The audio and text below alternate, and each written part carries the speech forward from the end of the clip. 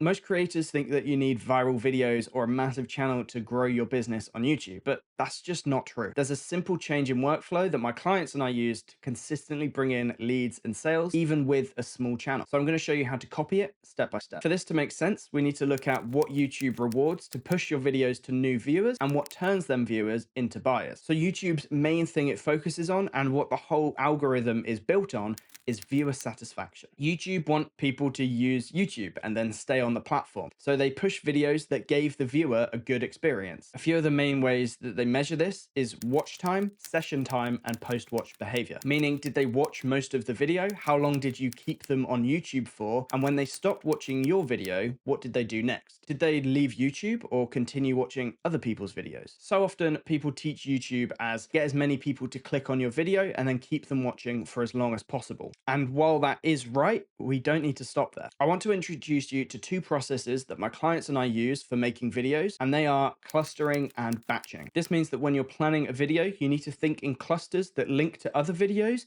and are usually centered around a key action, like downloading a specific lead magnet. But why even do this? What's the point? Well, there are three huge benefits and areas that this affects, and I'll use them to explain how to cluster and what it improves. The first benefit is that batching and clustering makes creating videos so much faster. This is because when you're clustering, you pick a number of videos. For me, I usually pick 4. Then you follow the creation steps one at a time for all of them. So you create 4 titles and then move on to creating 4 thumbnails, then 4 scripts, and I think you get the idea. By doing each step 4 times, it allows you to stay in the same headspace. As at least for me, I know that changing the task I'm doing slows me down a bit. There's some friction there. But while I'm making a thumbnail for one video, I can easily switch to making one for another video with much less friction because I'm staying in that one headspace rather than switching to, say, scripting, where it takes a few minutes for me to really kind of switch over to the thought processes there. So working step by step with multiple videos will speed up your workflow. The second benefit is that you can link videos to other videos easier and boost your session time. Remember when I mentioned that YouTube looks at session time? Well, this is a great indicator for YouTube that not only is that viewer enjoying your content, but also that if they point someone else to your video,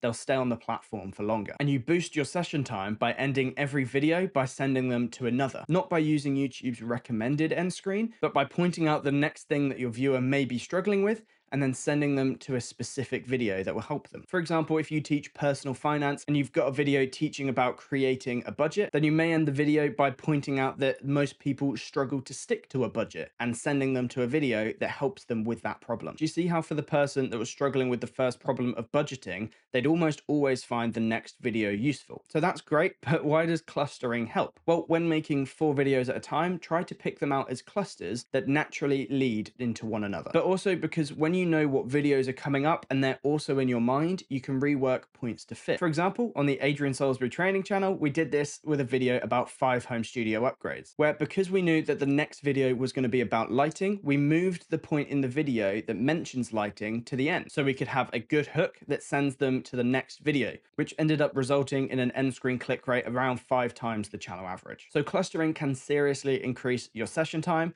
and turn one view into multiple across your channel. But the final benefit is that clustering will boost your conversions. If you're using YouTube to promote your business, then you'll probably know that getting people to take action is easier said than done. However, clustering will strongly help your conversions by turning one-off viewers into raging fans. We've all done it where we've seen one video from someone, they've helped us, and then we just never see them again. But with clustering, not only can you send them to another video, making your channel bingeable, but it also shows YouTube that the viewer liked you. So it's more likely to recommend your other videos to them. Also, by clustering, you're forced to think about what the core problem that you solve is, making it much easier to have a channel where every video is relevant to the viewer, which again makes it more likely for YouTube to recommend you. But the biggest thing that clustering does for your conversions is it builds trust with the viewer. By turning a one-off view into a binge session, you can start to create a stronger relationship with the viewer.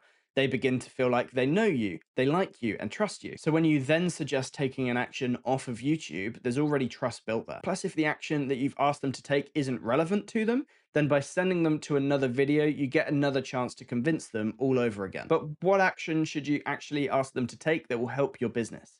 Well, check out this video where I'll show you my whole YouTube system to turn viewers into buyers, because that paired with clusters can absolutely blow up your business.